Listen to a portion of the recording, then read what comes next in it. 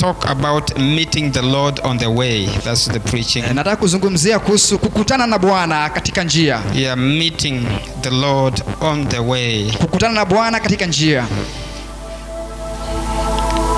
And this way, it's the way of faith. Na njia hii ni njia ya imani. And this way is the way of action. Na njia hii ni njia ya matendo. Because faith is an active word. Kwa sababu imani ni hali ya kutenda. It is considered to be an action word. Inaangaziwa kama hali ya kutenda. So that's the way of faith. Basi hiyo ndiyo njia ya imani. We can't separate it with actions. Hatuwezi tukaitenganisha na matendo. So let me specifically focus on verse number 5 and verse 6. Basi wacha nikaweze kuangazia mstari wa 5 na mstari wa 6. And the Bible says they rose up in the twilight to go unto the camp of the Syrians, and when they were come to the uttermost part of the camp of Syria, behold, there was no man there. Basi mstari ule mdogo wa 5 unasema, basi wakaondoka kabla ya mapambazuko ili waende mpaka kituo cha Washami, na walipofika mwanzo wa kimo cha Washami, kumbe hapana mtu. Number 6, for the Lord hath made the host of the Syrians to hear a noise of chariots and a noise of horses, even the noise of a great host. And they said one to another, Lord, the king of Israel hath hired against us the kings of the Hittites and the kings of the Egyptians to come upon us. Mstari ule wa 6 unasema, kwa maana Bwana alikuwa amewasikizisha Washami kishindo cha miendo ya magari na kishindo cha farasi, kama kishindo cha jeshi kubwa. Wakaambiana, tazama, mfalme wa Israeli amewaajiri wafalme wa Wahiti na wafalme wa Wamisri waje wapigane nasi. So these were the 4 lepers. Basi hawa ni wale wenye ukoma wanne. So this gospel, this word is about the 4 lepers. Basi neno hili ni kuhusu wale wenye ukoma wanne. Helpless people. Wale ambao walikuwa hawajisaidii. Sick people are always vulnerable. Watu wagonjwa wakati wote huwa wadhaifu. They are weak. Wao ni wadhaifu in their body, katika mwili wao. So these 4 lepers, basi hawa wenye ukoma wanne, they were together isolated by the mainstream of society. Walikuwa pamoja wakiwa wametengwa na ile jamii. And they were only left to die. Walikuwa wameachwa tu waweze kufa. But they refused to die. Lakini wakakataa kufa. Hallelujah. Do like this. They refused to die. Walikataa kufa. They were helpless. Walikuwa hawajisaidii. But even in their helplessness, lakini katika kule kutojiweza kwao, they refused to die. Wakakataa kufa. Hallelujah. So the message, refuse to be convinced by your situation. Basi huo ni ujumbe tayari ya kwamba kataa kushawishiwa na hali yako. And avoid certain thoughts which may come in your life. Na keuka hali hizo ambazo zinaweza zikakuja katika maisha yako. Amen. Do like this. So refuse. Kataa. When you are oppressed in a particular situation, unapofinyiliwa katika hali fulani, to think that you have to die, refuse that. Unapofikiria kwamba unataka kufa, kataa hiyo. These people were rejected. Hawa watu walikuwa wamekataliwa. But they accepted themselves. Lakini wakajikubali wale wenyewe. They found room of encouragement among themselves. Wakapata nafasi ya kujitia moyo katikati yao. Sometimes the church of the Lord Jesus, wakati mwingine kanisa la Bwana wetu Yesu, we appear rejected. Tunakataliwa by the world na dunia. But let's encourage ourselves. Lakini tujitie moyo wenyewe. Amen. Amina. Do like this. Fanya hivi. Just encourage yourself. Jitie moyo wewe mwenyewe. 2 of you, 3 of you, 4 of you. Wawili wenu, watatu wenu, wanne wenu. This is why the Bible says where 2 or 3 are gathered. Na ndio maana Biblia inasema wawili watatu wanapokusanyika. When they speak in a particular way, na wakiongea katika njia fulani, the Lord will be in their midst. Basi Mungu atakuwa katikati yao. May the Lord be in your midst. Amen. Mungu akaweze kuwa katikati yenu. Can we clap unto the Lord? Basi tupigie Bwana makofi. So this man, basi hawa wanaume, They spoke to themselves. Wakajinenea. They spoke. Wakanena. Hello? These lepers, they spoke. Hawa wenye ukoma wakanena.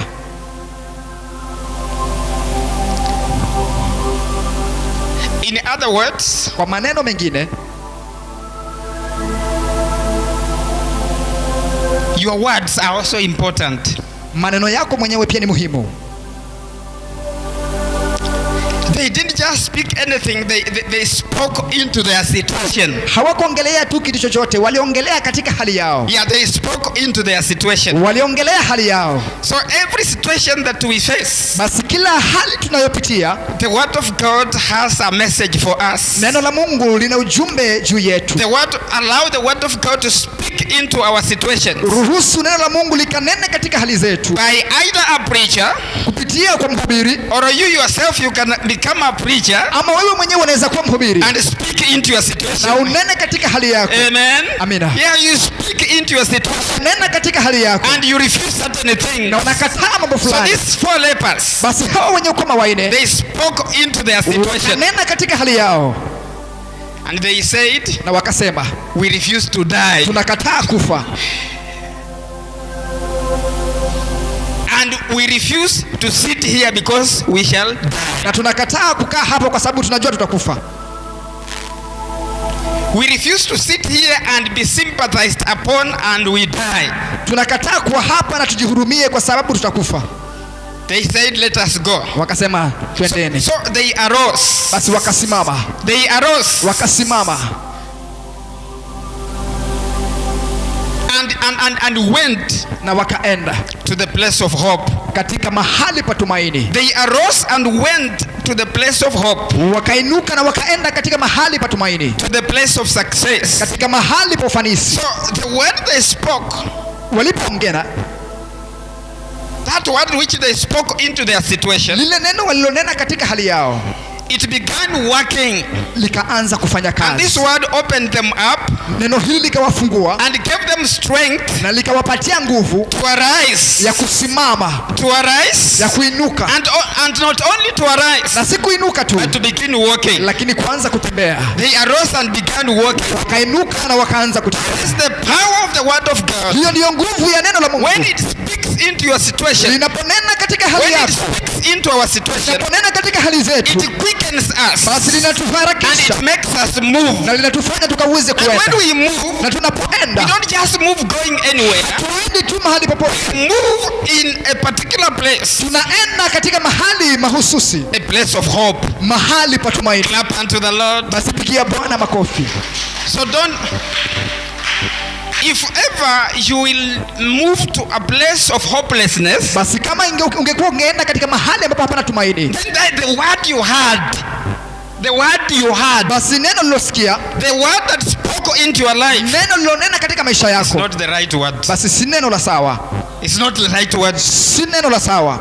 It's not the right word. Si neno la sawa. Or you got it wrong. Basi unaweza kuwa ulipata vibaya. But the right word of the gospel, lakini neno jema la injili, which is good news, ambalo ni injili jema, spoken into our situation, likinenwa katika hali yetu, it makes us arise. Inatufanya tukaweze kuinuka. And as we arise, na tunapoinuka, we move to a place, tunaenda katika mahali, place of hope, mahali pa tumaini. Amen. Amina. Can we clap unto the Lord again? Tupigie Bwana makofi tena. I like that one.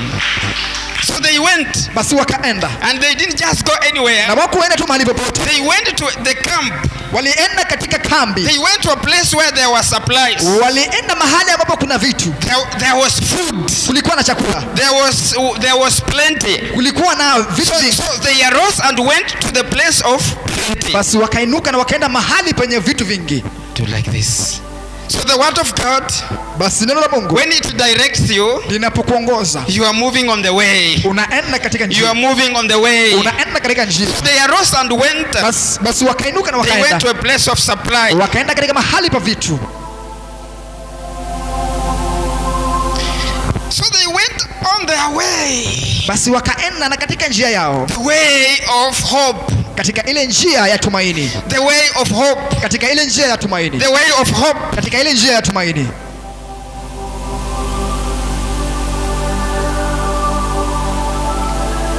So I've said faith Basi nimesema ya kwamba imani is a way. ni njia.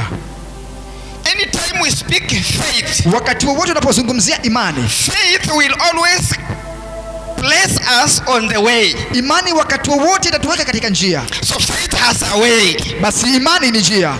If we speak faith, Tunapozungumzia imani, if we speak faith, tunapozungumzia imani, that faith will always create a way. hiyo imani itatengeneza njia, A way of hope. njia ya tumaini, A way of hope. njia ya tumaini. Amen. Amina. Say hallelujah. Sema haleluya. Hallelujah. I want for a moment, Nataka kwa muda kidogo, can you reflect and see the highway? Maybe hebu tafakari na ukaweze kuona ile njia kuu. we are privileged to have one here. Tuna bahati kuwa na moja hapa. We have a highway here from the town here, our center, our headquarter, our county headquarter. Tuna barabara kuu kutoka pale mji ambao ni mji wetu. This road which joins the main highway. Hii njia ambayo inaunganisha ile njia kuu. It also joins another highway. Na pia inaunganisha barabara kuu. I want you to see what is happening on the highway. Nataka ukaweze kuona kile ambacho kinafanyika katika njia kuu. People who are on the highway, watu ambao wako katika barabara kuu, the traffic which is on the highway, zile barabara yale magari ambayo yako katika barabara, there is one important characteristic. Kuna tabia moja kuu on the highway katika barabara kuu.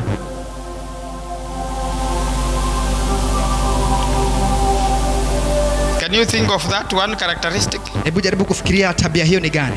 Can you help me to preach? As I also help, as we help ourselves preach. Na tujisaidie kuhubiri. What do you think is the main observation of traffic on the highway? Unafikiri kule kuangazia ama ni kitu gani kinaangaziwa sana katika barabara? What do you see? Movement. Kuenda au mwenendo. Anything, any object, kila kitu on the highway, katika barabara kuu, it's a moving object. Ni kitu kinachoenda. You can't go on a highway and just sit there and stand there. Hauwezi enda katika barabara kuu usimame pale hapo. Characteristic of anybody on the highway, tabia moja ya mtu yoyote katika njia kuu, is movement. Ni kuenenda. And this movement, na mwenendo huu, is towards a particular destination. Ni kuelekea mahali mahususi. True or false? Ukweli uongo? This movement, mwenendo huu, it takes somebody to a particular destination. Mchukua mtu fulani katika mahali mahususi. So if I talk about the highway of faith, unapozungumzia kuhusu njia kuu ya imani, faith will put you on the highway. Imani itakuweka katika njia kuu. Faith will put you on the way. Imani itakuweka katika njia. And this way, na njia hii, you must move. Lazima uende. You cannot stand. Haustahili kusimama. Faith, imani, causes us to move. Inatufanya tukaweze kuenda. Faith gives us a highway. Imani tupatia njia kuu. Faith creates a way. Imani inatengeneza njia. And once we arise, na tunaposimama and be on that particular highway, na kuwa katika njia kuu hiyo, we ought not to stand but move. Hatustahili kusimama, lakini tunastahili kuenda. We must move. Lazima tuende. We must move. Lazima tuende. We must move. Lazima tuende. Do like this. Fanya hivi. As we move, tunapoenda, the highest likelihood of our movement, ya kwamba ile kukadiria kukuu kwa kuenenda kwetu, the highest attainment, the highest result we can achieve on our movement, makadirio makuu ambayo tunaweza tukapata katika kuenenda wetu, is reaching our destination. Ni kufikia. That's the highest likelihood. Hiyo ndio makadirio makuu. Even if there is a breakdown, hata kama kuna kuvunjika mahali fulani, that vehicle will be restored for the sake of moving on, not going back. Litatengenezwa kwa mahususi ya kuenda for the sake of moving on and not going back. Linatengenezwa ili kuenenda mbele lakini si kurudi. Basi imani has a pushing mechanism. Ina njia ya kusukuma. Once it puts us on the way, inapotuweka katika njia, it will push us to move on. Inatukusukuma tukaweza kwenda. Highest likelihood of our movement, na makadirio makuu ya maendeleo, movement in the faith, katika imani, is to reach out our destination. Kufikia kile kilele chetu. We reach out the destination of hope. Ni kufikia ile hatima yetu ya imani ama ya tumaini. Can we clap unto the Lord because of it? Pigie Bwana makofi kwa sababu ya hilo. So these people, basi hawa watu, as much as they were weak, hata kama walikuwa wadhaifu, but faith propelled them, caused them to arise. Lakini imani iliwafanya kusimama. And when they arose, na waliposimama, they were on the highway. Walikuwa katika njia kuu. And when they were on the highway, walipokuwa katika njia kuu, the only predictable and best thing was for them to move. Kitu chochote ambacho kilikuwa kinakadiriwa ni kwamba walikuwa ukaweze kuenda. They were on the move. Walikuwa katika mwenendo. They were on the move. Walikuwa katika mwenendo. So people who have faith, watu wenye imani, they are on the move. Wako katika mwenendo. Hello.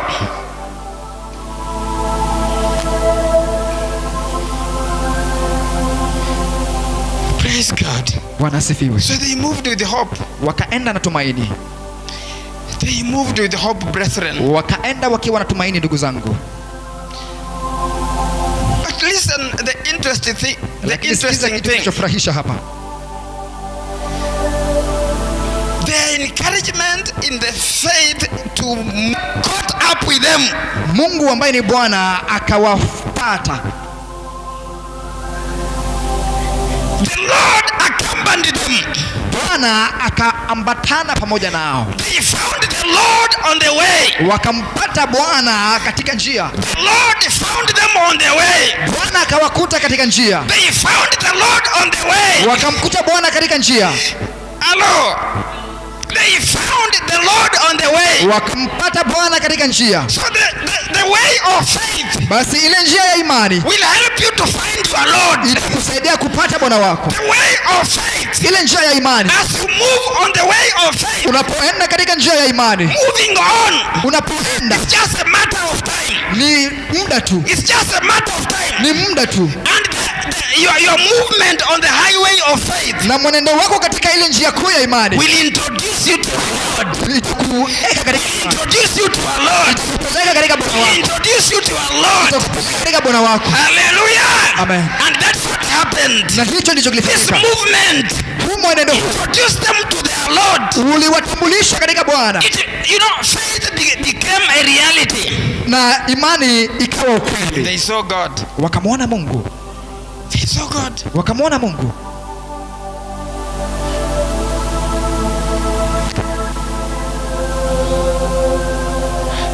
I don't know now who saw the other. Sijui sasa ni nani aliona mwingine. I don't know if they are the ones who saw the Lord or the Lord saw them. Sijui kama ni wao walimuona Mungu ama Mungu aliwaona. Both side. So if you walk, if it's both side, then I preach it this way. Basi kama ni pande zote nahubiri hivi. Be on the way of faith and you will see your God. Kuwa katika njia ya imani ndio tumeona Mungu. If it's on the other side, kama ni njia ile nyingine, be on the way of faith. Be on the way of faith. Kuwa katika njia ya imani. And your God will see you. Mungu wako atakuona. He will see you. Atakuona. He will see you. Atakuona.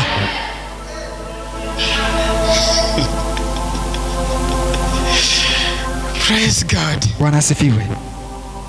I like this. So they met their God, their Lord. Basi wakakutana na Mungu wao, wakakutana na Bwana wao.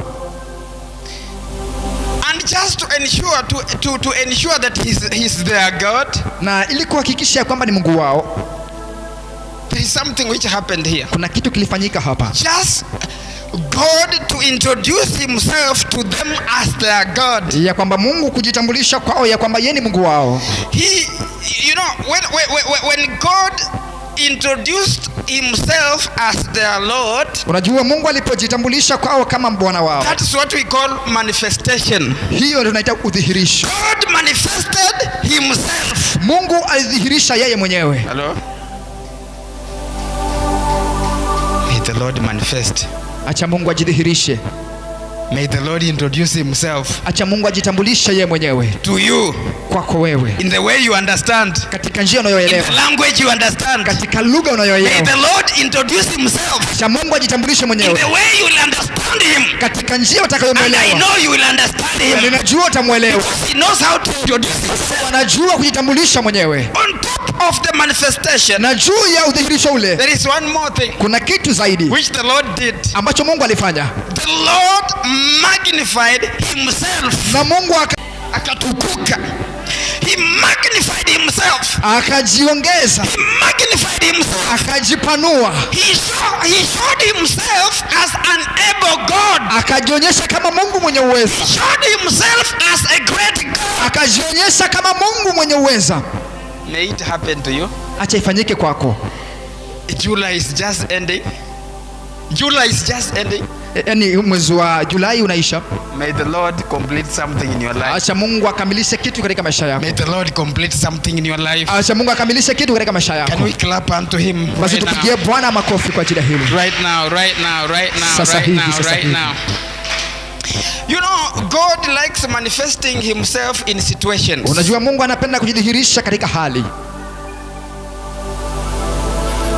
The way he will manifest and magnify himself to me Jinsi atakavyojidhihirisha na kujipanua kwangu mimi, is not the same way he will manifest and magnify himself in your life. si njia ile ile atakayojidhihirisha In other words, kupanua kwako wewe. Kwa maneno mengine, God manifests and magnifies himself depending on the point of need at hand.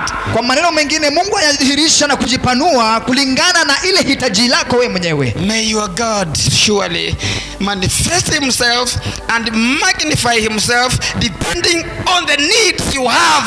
Acha Mungu wako akaweze kudhihirisha na kujipanua katika I mahitaji yako. Na know he najua is well able. ya kwamba anaweza.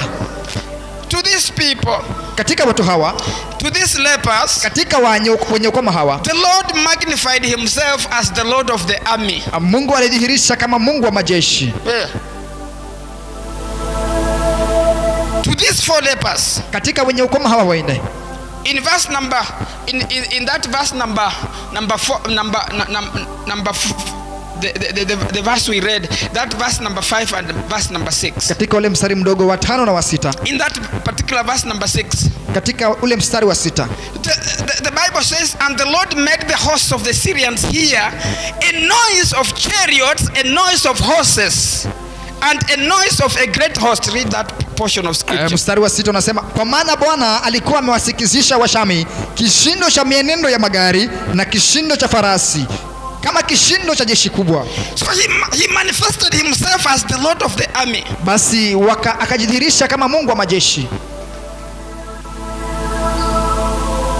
He magnified their steps. Akajiongeza katika ile hali yao. He turned their steps of walking into the steps of warfare. Akabadilisha zile hatua zao za kuenenda kama hatua za kivita. Yes, he magnified their steps to become the steps of warfare. Akazidisha zile hatua zao kama hatua za And vita. as they were walking, Na walipokuwa wanatembea, you know, God transformed their walking into tremors. Mungu alibadilisha menendo yao kuwa vitetemee ama tetemko.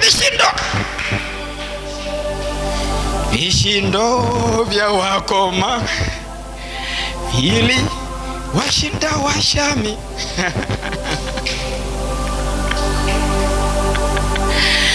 You know, Unajua, the Lord magnified their steps of faith. Mungu alibadilisha hatua zao za imani,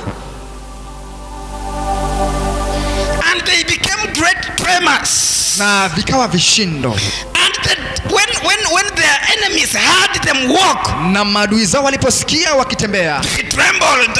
wakatetemeka. They trembled. Wakaanza kutetemeka, They trembled. wakatetemeka. Do like this. Fanya hivi As you walk in your way of faith, unapotembea katika njia yako ya imani. may you tremble on your enemies. Acha ukaweze kutetemesha adui zako. Let them tremble. Acha wakatetemeke. Let them tremble. Acha wakatetemeke. Let them tremble. Acha wakatetemeke. Don't run away. Usikimbie, Don't walk away. usiende mbali, Walk towards them. tembea ukiwaelekea. Don't walk up. Don't walk away from your situation. Usikiuke hali yako, Walk towards it. tembea ukielekea hiyo hali. Don't walk away from your situation. Usitembee mbali na hali yako. Fear your situation. Usiogope hali yako, Confront it. kaikabili. Walk towards it. Tembea ukielekea, Walk towards it. tembea ukielekea. Don't fear. Usiogope, Walk towards it. tembea ukielekea, There will be a way na kutakuwa na njia. where there seems to be no way. Panaonekana